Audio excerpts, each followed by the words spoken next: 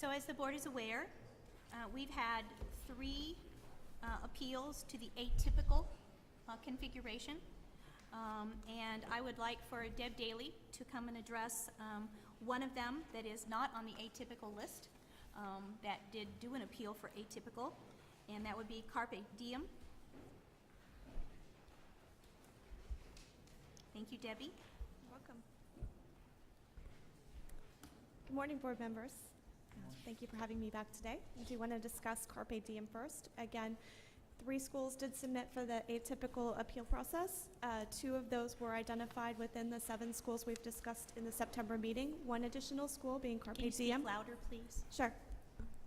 1 additional school being Carpe Diem did actually request consideration under the atypical school appeal process.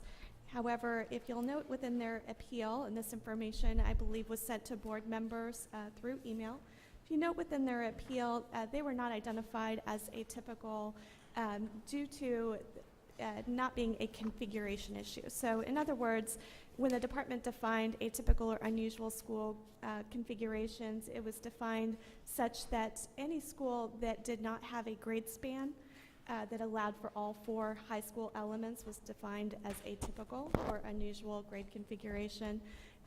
Whereas in this school, they had all of the grades available. They simply did not have the enrollment in all of the grades to be able to have the data elements for all 4 data elements. Specifically, the graduation information and college and career readiness, their cohort size was too small to be able to include that information within their calculation. If you remember on high school, the graduation as well as college and career readiness elements require a minimum of 10 students in the graduating cohort, which the school did not have. Therefore, their calculation used a small high school as well as the elementary middle school information combined to produce its final grade. Again, within the information that was submitted to the board, you'll be able to see what their elementary points were, high school points, as well as the overall combined points. In reviewing this information, the department felt that one, this was not outlined within the atypical, again, as described, that this school did not have a configuration or configuration change that resulted in a lack of data. It was more enrollment. Therefore, we have not recognized that as an atypical school. Also under consideration is Carpe Diem actually requested to have no grade applied to their school. However, this school does have sufficient data points to provide a statistically valid grade. Therefore, we do not feel that the school should have no grade applied to the school.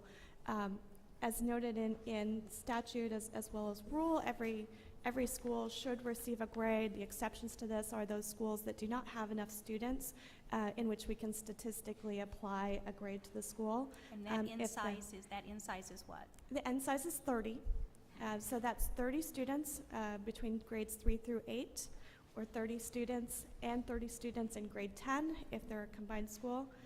The small school provisions allow us to go back multiple years to try to build the cohort of students to get to 30. If we can't go back multiple years and get to the 30, we simply apply the no grade, meaning that there's not enough student level information to be able to calculate a grade. And in this case, there are enough student records to be able to calculate that grade and provide that statistical sampling to calculate information for the school. So it's the department's opinion that they were calculated as a small high school as they should.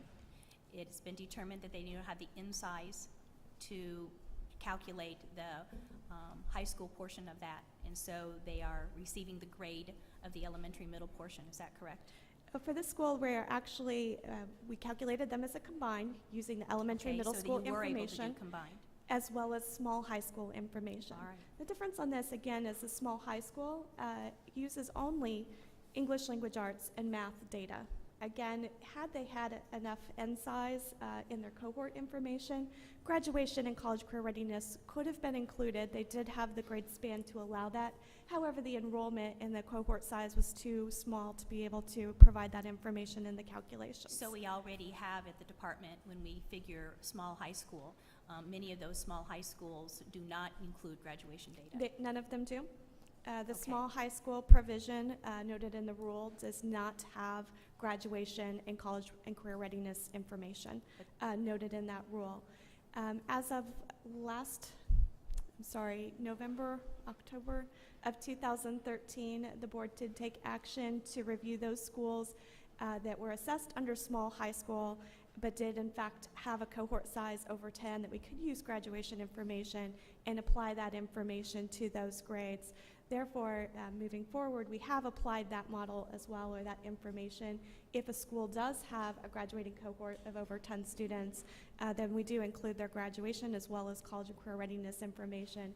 However, again, within the rule, the small high school does not have graduation and college career readiness information included.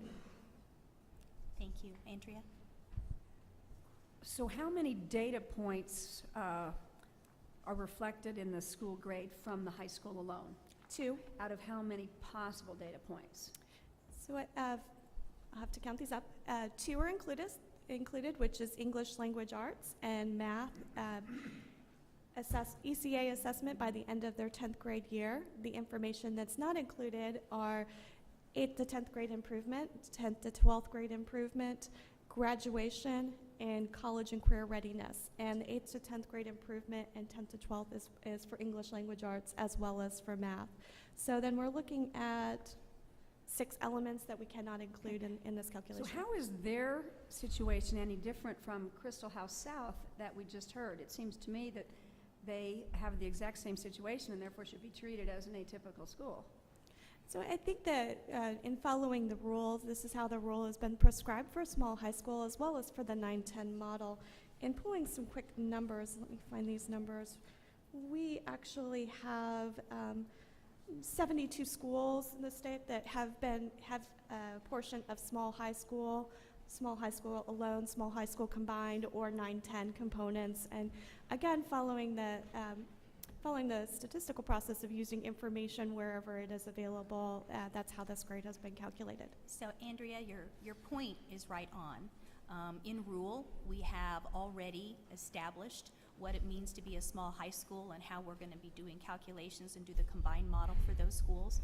And so Carpe Diem falls into that, and then we do the calculations. And then, but you're right, it's similar to the Crystal House, in that Crystal House, though, does not have the 12th grade cohort right now to figure in. So that's why they are listed as atypical, because to be a small high school, you have to have a cohort of some sort to have that 12th grade kind of information. Whether you can actually use the information or not, it's still calculated, and that's how the rule was written. But if you can't use the information, it's essentially the same thing. It's a distinction without a difference. Except that in rule, we have accommodations for small high schools and what the definition is and what that all entails. I want to ask a question more of a legal nature. So what I'd love to do is, if it's okay to have board counsel, just to check my logic and my thinking, because I've been trying to analyze these through the lens of due process. So if it's okay, I'd like to ask board counsel to react to what I'm going to say and tell me if I'm right or if I'm wrong, so that we can think about these. Okay, John? Sorry to put you on the spot, but I want to ask you a question. So when I look at these atypical appeals coming before us, including the one potentially on Carpe Diem, I'm looking at it through the lens of due process, and maybe it's 9 years of having been a school administrator and dealing with student appeals on all kinds of different things, but I'm always thinking about procedural due process and substantive due process, and that's what this appeal is. It's basically the due process mechanism to ensure fairness. So procedurally, I don't think there's any question. I mean, procedurally, basically, did they follow their steps in getting to the board? Once I satisfy that in my mind, then the second question, which is the one that's relevant here, I think is substantive due process. And in that instance, it would seem to me that part of what the board ought to be weighing in substantive due process is it reasonable, the letter grade we're issuing, given the data that's in front of us? So regardless of how they got there, the fact that they only have 2 out of 8 data points, to me, is substantive, that we ought to give weight to that we ought to consider that, regardless of whether or not the rule says that you can accumulate a small this or that.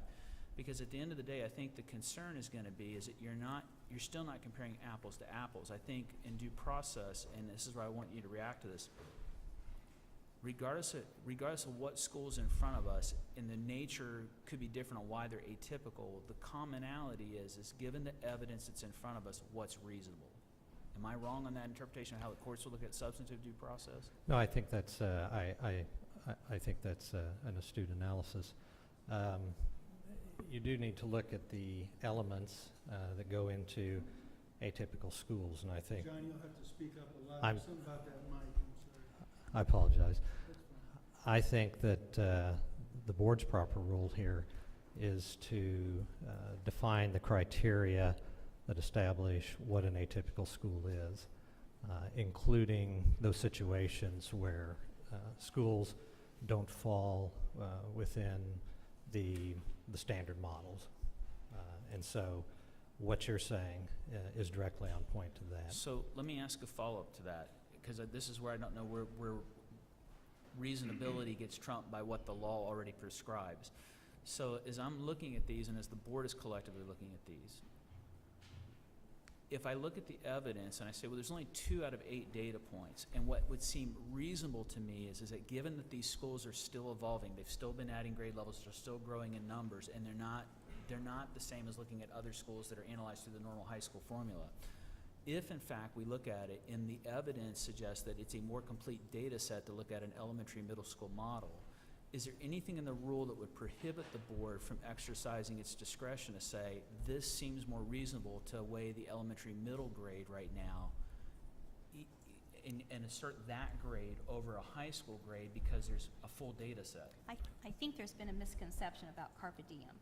So, Debbie, could you, I'd still like to have the answer to this because it affects all these atypical, it affects how I look at all 3 of these. but potentially. carpe diem is already being figured by that. He asked a question.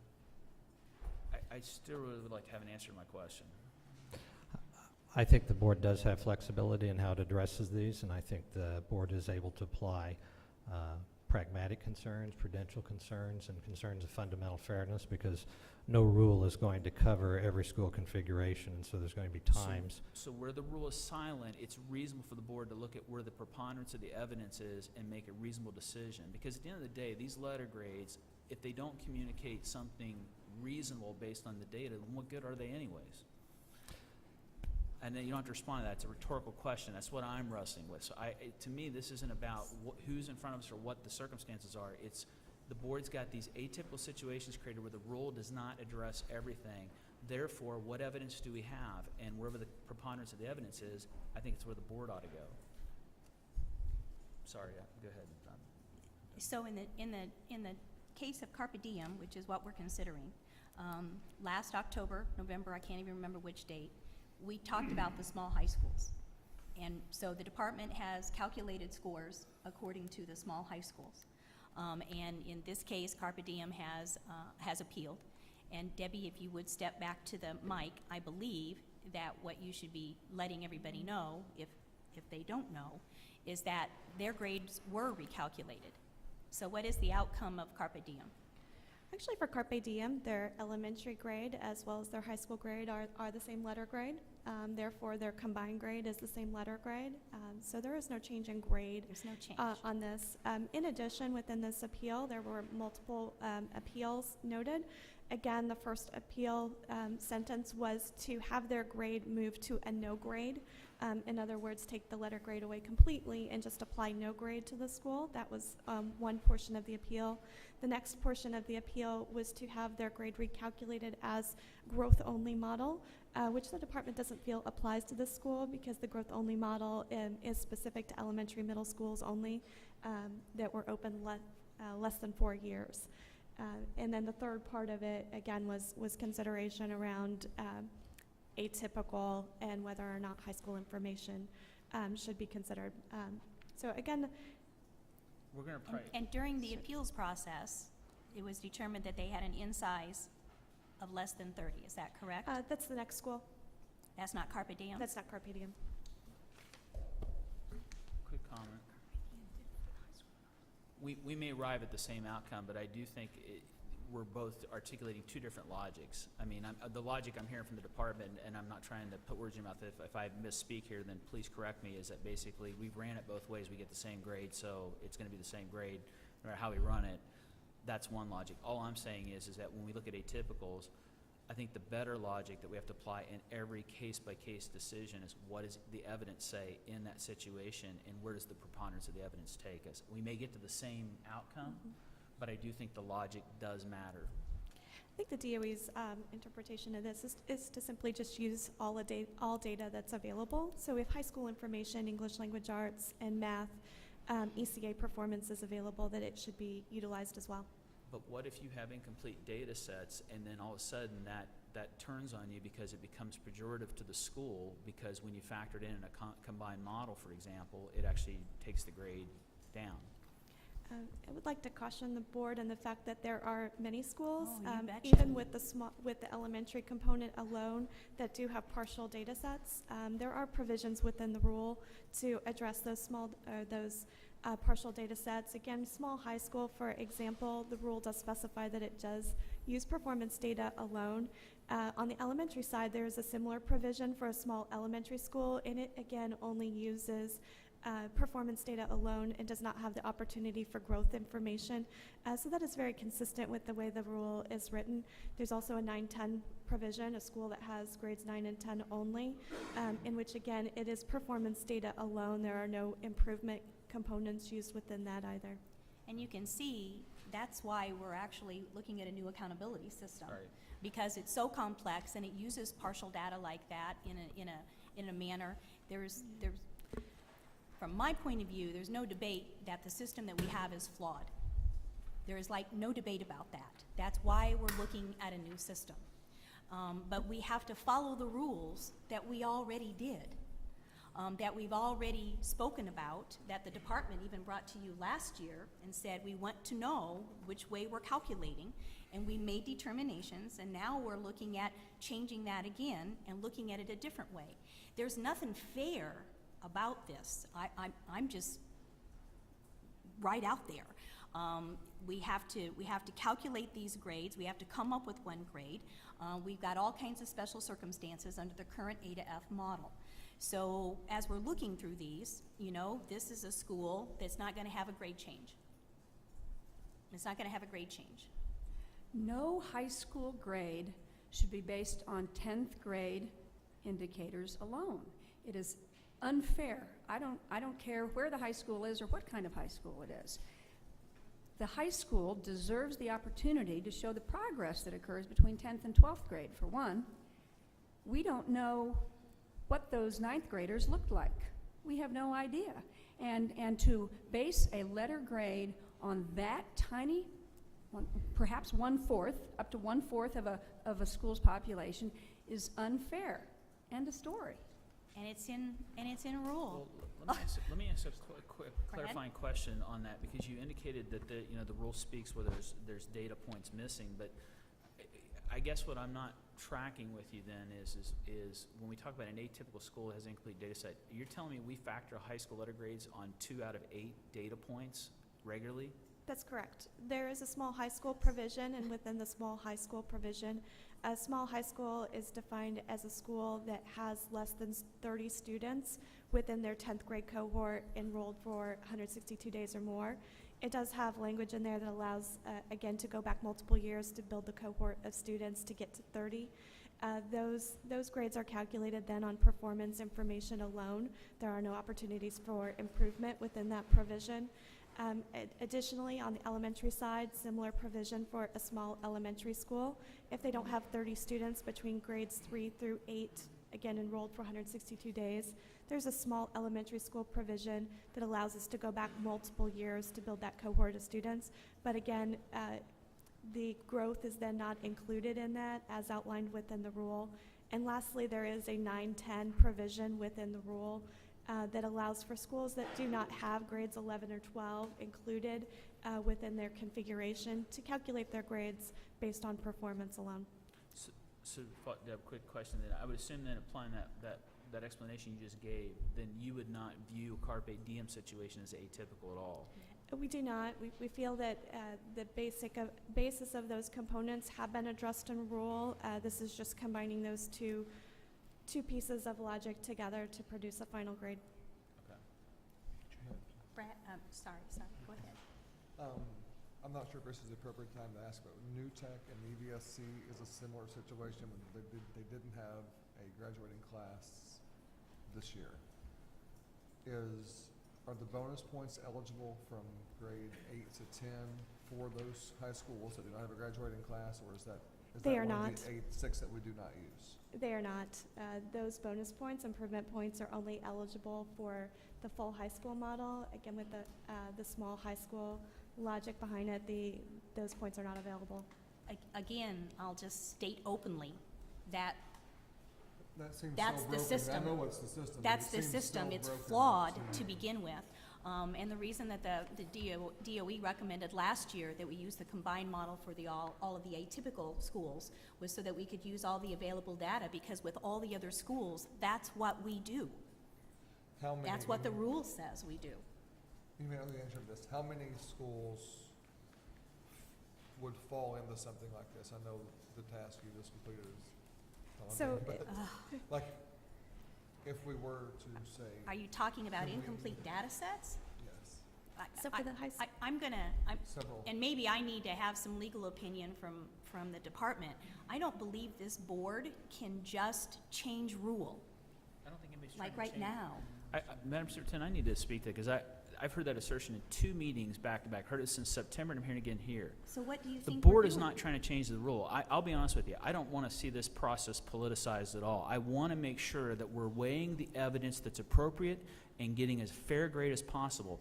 At the end of the day, if A to F is going to do what it's supposed to do, it should give some kind of a meaningful grade that's at least representative of reality going on in that school. That's true. And that's what Agreed. troubles me more than anything else. And I don't disagree with the superintendent that the system's flawed, but I also get bothered when we act like somehow the system has not contributed to some meaningful positive things that have come out of that system. We have schools across the state doing predominantly much better. When I was a building principal, people didn't always take things as seriously as we should have, but we are. It doesn't mean the system's perfect, but it also doesn't mean the system's not useful. So I really would like to see the board steer away from discourse where we start acting like somehow we're trying to work an angle here and over-trump the General Assembly and the rules.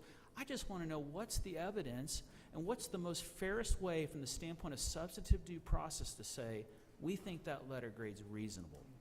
That's all we're trying to do. And so I hear what you're saying. I get what you're saying on Carpe Diem. And, you know, if I look at it reasonable, I'm not sure I'd see Carpe Diem as an atypical school given the logic that you've given. I appreciate that. And the other ones, I'm going to look at them individually based on the evidence.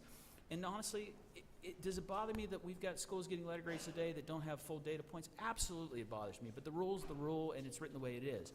But in these atypical situations where I'm being asked as a board member, my board vote's going to be based on the evidence you put in front of me and what's the fairest vote I can provide given the full benefit. Because they're out there working their keisters off. We know that, and we ought to be awarding a grade that recognizes the work that they're doing. I don't think anybody here would disagree with that, but I want to steer out of this political discourse I hear occasionally where it's like, you know, we're trying to finesse the rules to work a certain way. Well, that's baloney. We're trying to work with what we've been given. That's what I'm trying to do. I think that's what my colleagues are trying to do, and I'm not saying that it's not complex, it's not going to be perfect. It's not going to be perfect. It is flawed. We're working on that as well. But today, we got a few atypical schools, and I think you've all answered my questions. I just want to know what we have in front of us. I think we have that now, and I think the board ought to proceed based on a substantive due process framework that says what's fair and reasonable given what you've put in front of us. So I think we need to have a motion, and I'm going to make a motion to dismiss the appeal for Carpe Diem based upon the department's calculation of the grade. And I guess that's the motion. Is there a second? I'll second the motion. Any more discussion? David? The reason why we're dismissing it or not granting it, it isn't because they get the same grade, whether you calculate it one way or the other way. Right. We discussed this last meeting, and we just want an accurate representation. So the notion that they get a B either way is meaningless. That's right. And so hopefully people can hear that. I think the evidence, as we heard it and as we read it, warrants not granting this particular appeal based on reasonableness and based on what is accurate and in the best interest. And so I just want to make that clear, that we're not basing this on, we calculate all these grades 2 or 3 or 5 different ways and pick the best one for the school. No, we're not going to do that. We're going to have it based on reasonableness and what makes sense. So I will support the motion under those grounds and with that understanding. Any more discussion? Andrea? I'm convinced that Carpe Diem situation is comparable to an atypical school, particularly the atypical schools that have developed as a result of the creation of charters and other new schools, and that to treat it as a typical school does it an injustice. There are not enough data points to incorporate the high school score, in my opinion.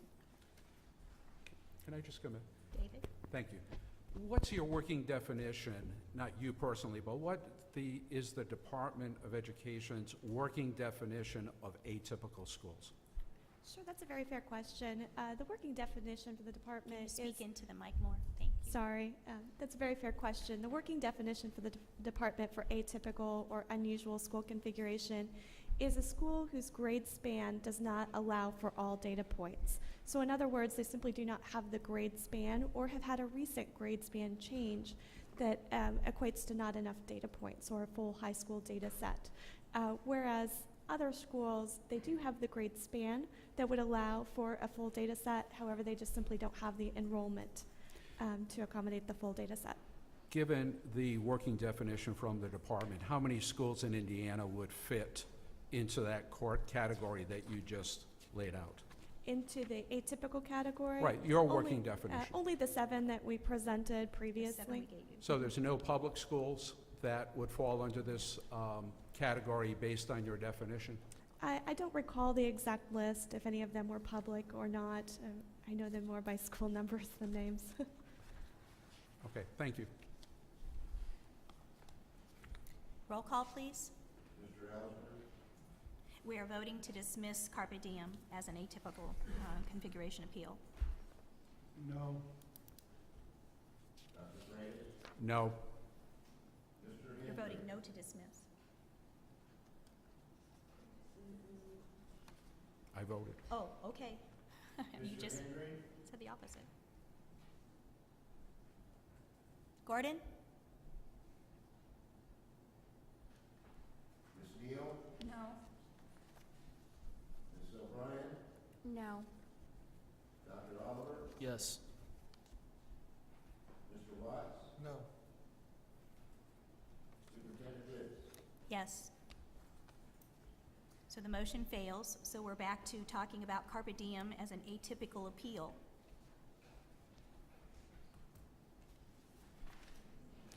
Didn't we just vote on that? Again, And we please- voted to not dismiss it. Please note within the appeal, there were several things that were appealed. Again, the first one is to have no grade applied to the school. Second one was to be assessed under a growth-only model. And then lastly, to have the partial high school information removed from the grade. So there are really 3 components to that appeal. So you have the information of Carpe Diem before you. I hope you have these pieces right here. That's the question.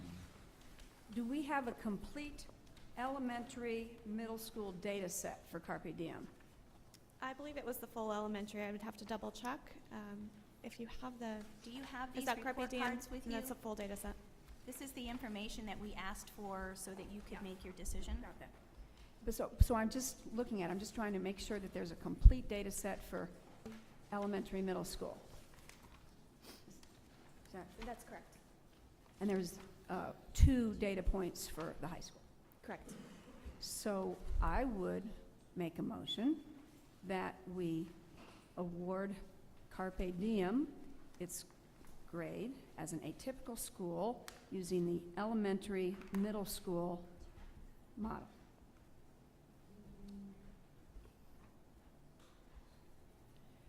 May Is I there a expand on- second? Second for discussion. Is there discussion? Is it possible to have Cynthia come up? I'm a little confused on the configuration in general. I just want to make sure that I'm fully understanding this, given the gravity of That's what I was gonna ask.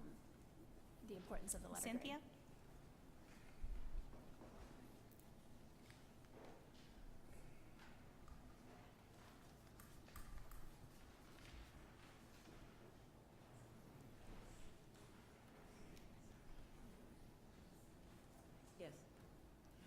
I just would like some clarification. I'm a little confused on the weighting. I'm just still not sure that I have the information I need in order to make an accurate decision on how we're proceeding with this specific Right. school. So can you just give a little bit of background of your understanding of, Okay, the weighting was, what was applied was, the elementary middle was applied with, they have 76 students enrolled in grades 3 through 8. So that weighting was 76 students was a portion of it. And then the other weighting was 95 students enrolled in grades 9 through 12. So that weighting was applied for the high school portion. The question comes down to the 34 students that actually took the testing in grade 10. And the question also came down to, they argued for the growth model to be applied, which is an option for the elementary middle for schools that have been open less than 4 years, and they have. And the growth model was not applied.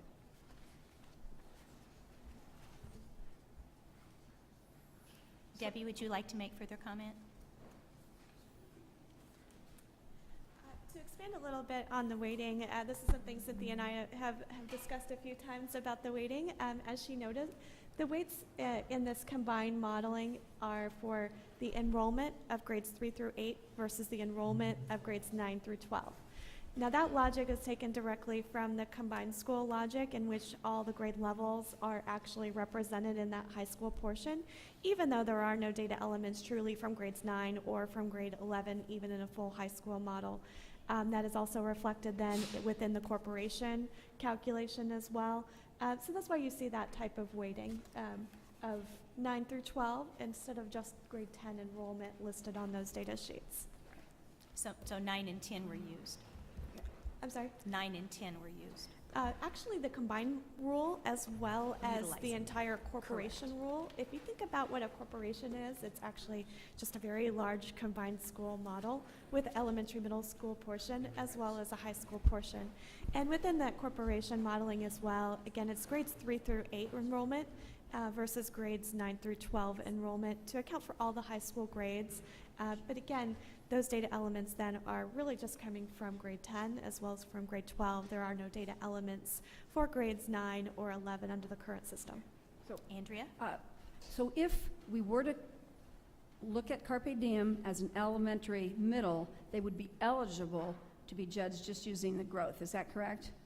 Our interpretation of the growth-only model is that it is specific to elementary middle schools only and not to a combined situation. What, do you have an opinion on that? I don't think it is defined. Okay, because I would be willing to withdraw my motion should the board prefer to subject Carpe Diem to the growth option. Which is only Hey. K through 8. Correct. So Debbie, why do they not qualify for the growth? In our review, we feel they do not qualify for the growth-only model for a couple reasons. First, because they do have grades 9 through 12, and again, within that section of the rule, we feel that does apply only to those schools that have elementary grades.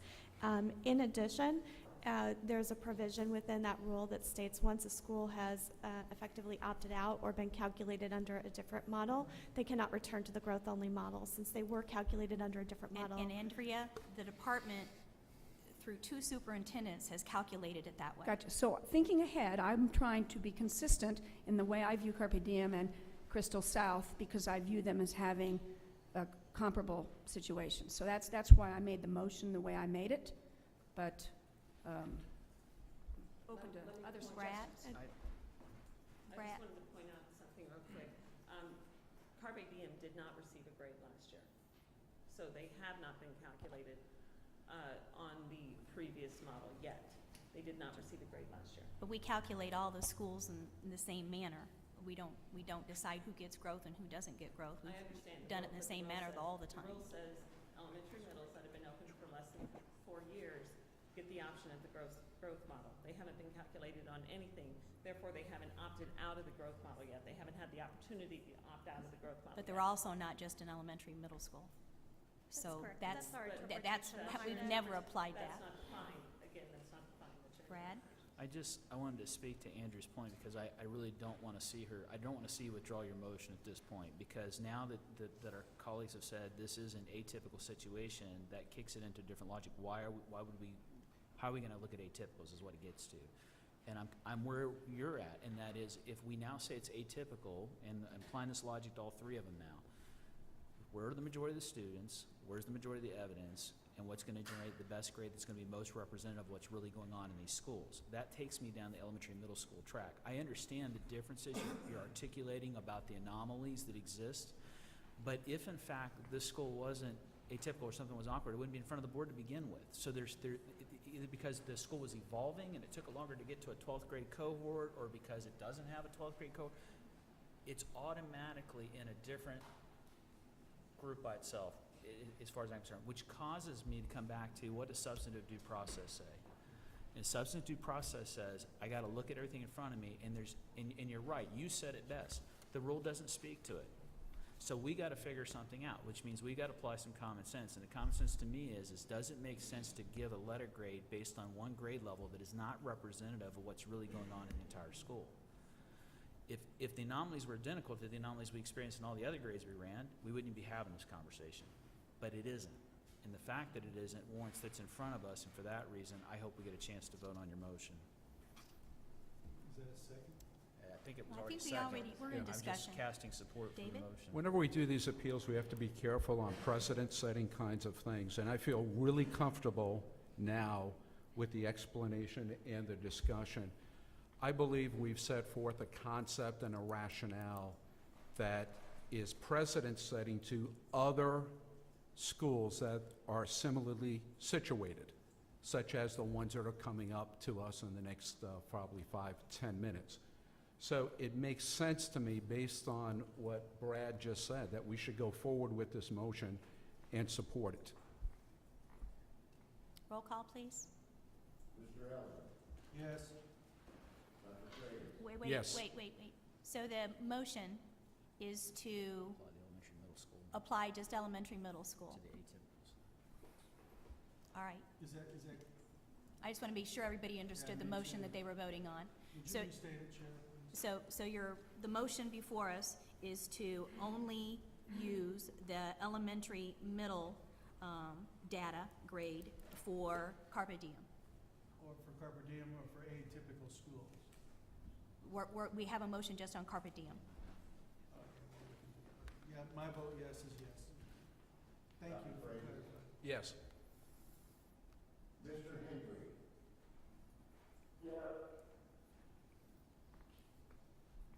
Ms. Neal, Yes. Mrs. O'Brien, Yes. Dr. Oliver, Yes. Mr. Watts, Yes. Superintendent Ritter. No.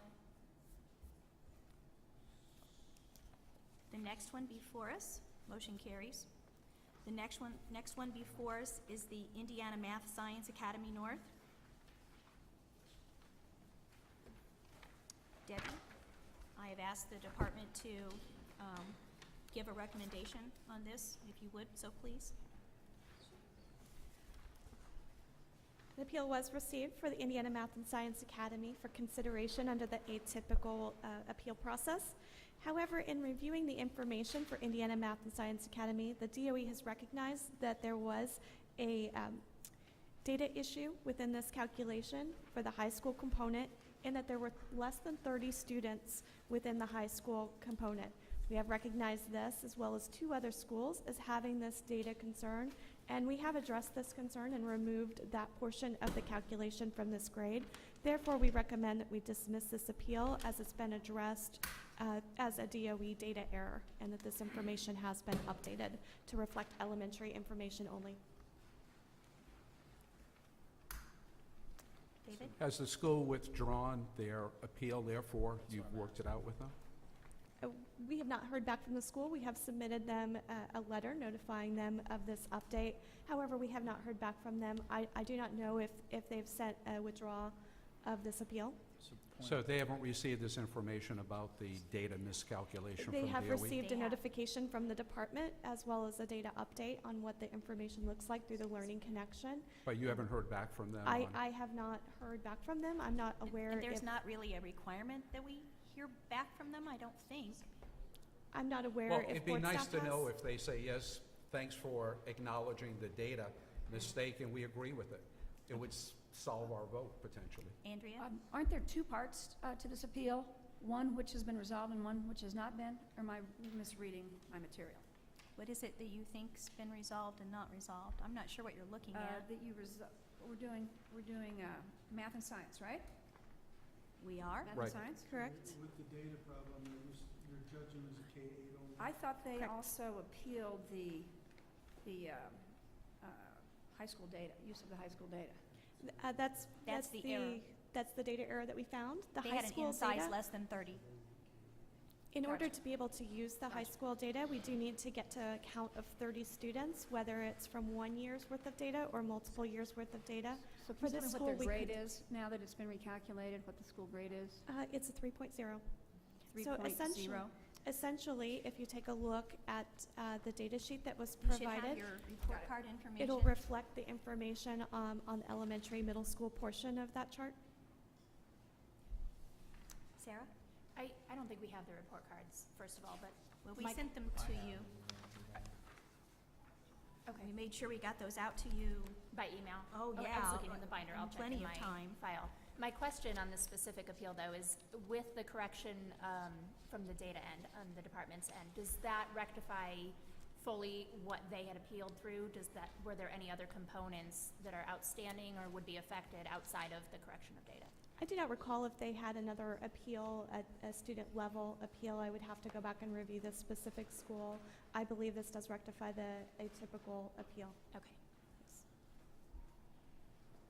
Just Brad? a point of order, if I'm understanding, the department is suggesting we not take any action on it. I understand you've notified the school, but the school has not had a chance to formally withdraw its appeal. I guess my question would be, is we take no action on it, for whatever reason they decide they still want to appeal it, are we going to allow it to come back? I think I would have to. So, Could we call them? so wait just a second. Do you understand what I'm asking? Well, first of all, we don't really have a mechanism for withdrawal of appeal. They appeal and Well, we then could table it. I things are mean, decided and do we, I guess the point of order for the chair is are we better to, is it more appropriate for the board to table a school's appeal since they're not here to formally withdraw it themselves? I don't know if that's what you were getting at, Dr. Freitas, but Right. that's my concern, is that we're trumping a decision they've already made to appeal it to the board. So Deb, what would be your recommendation? I think I would continue with the recommendation to dismiss the appeal since the information has been addressed by the department as far as It's going to be Uh, calculated. It has the same Just- result. Yeah, there's no different result. It's using elementary, middle only. There's no other grade to be configured.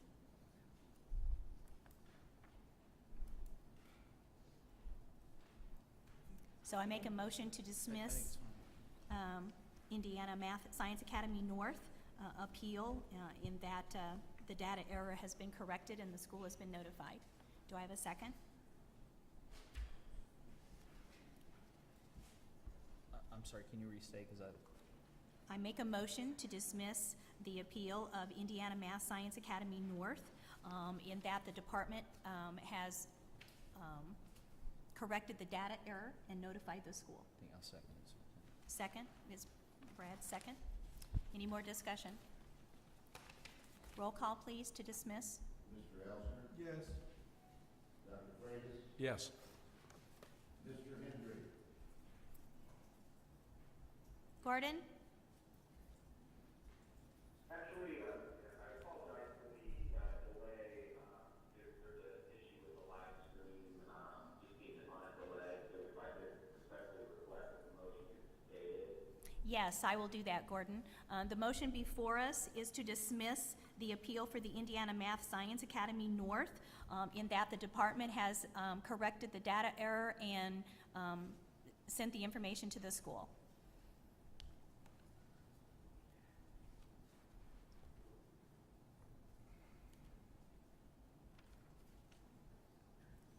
And your vote. let me vote at the end, okay? Okay, and so in case you haven't heard the votes so far, can you read them back, please? Mr. Elsner, yes. Dr. Freitas, yes. Go ahead and continue. Ms. Neal? Yes. Ms. O'Brien? Yes. Dr. Oliver? Yes. Mr. Watts? Yes. Superintendent Ritz? Yes. Mr. Hendry? Yes. Motion carries. The last one before us is Crystal House Academy South. And you should have the report card in front of you. I don't know why you don't. I just didn't put it in this packet. This is my one they bring me, but I've looked at all of it.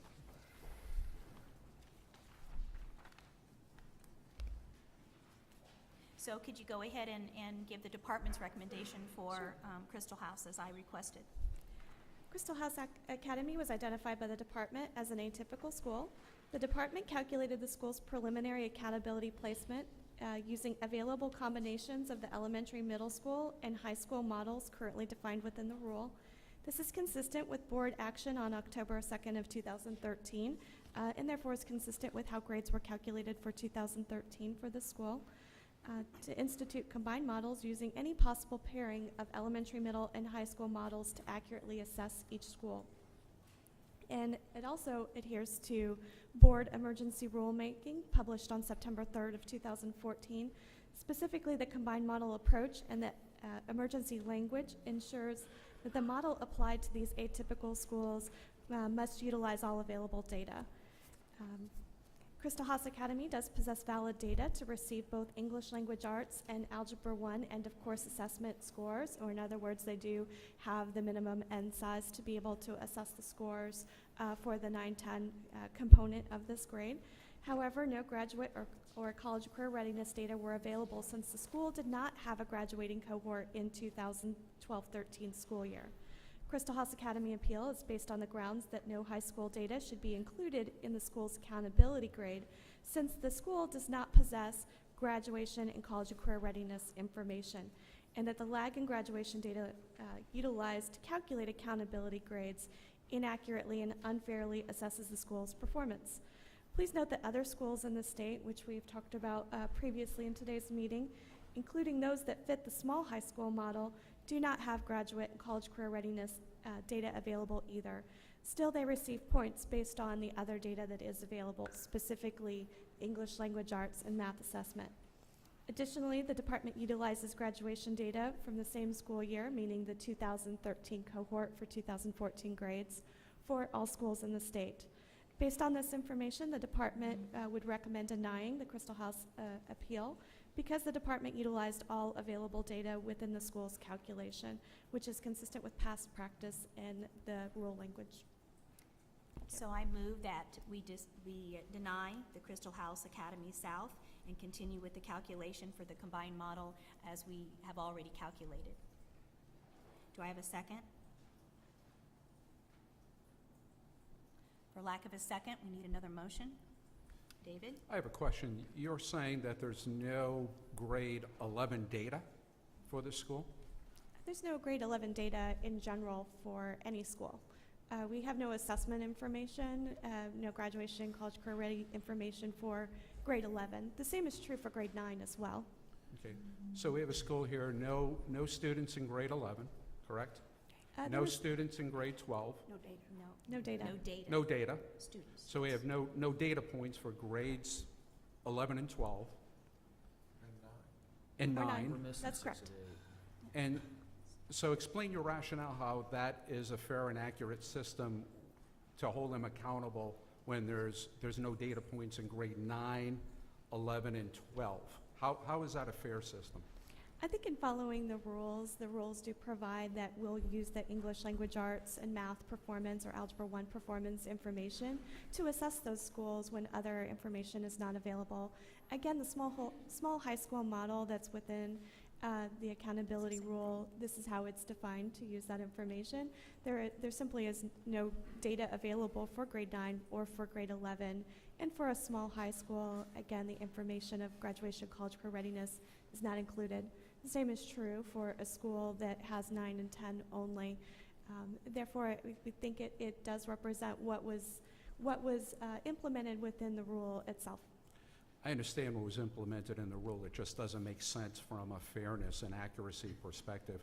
What we're trying to do is provide grades to the school, to the community, to the public that's accurate. This just does not make sense to me. So I'm going to make a motion for this particular school that we adopt the elementary and middle school model to calculate that grade.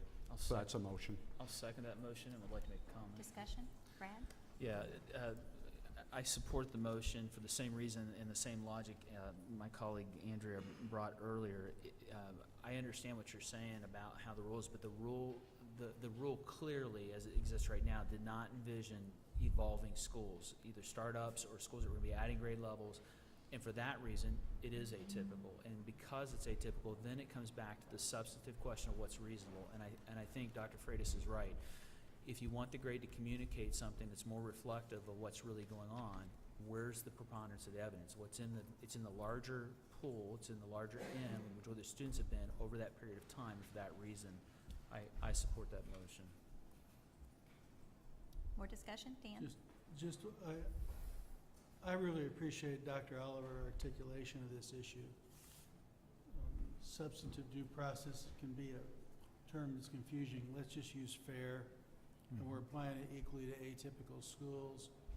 They're new creations, people doing good work in neighborhoods with children that need good work done. And so I just want to accurately reflect it, and they appealed it, and their logic's sound, the data point, reasoning is sound. And so it is a typical configuration. This K-8's the best way to do. So it's logical, it's substantively correct, and it's being equally applied to schools that ask for it. And so I think this is really the only fair place the board could be. Any more discussion? Sarah? I'm going to go ahead and just state the obvious here. I think above all else, we want the system to have integrity. And when we release all of these grades across the state, I want them to mean something.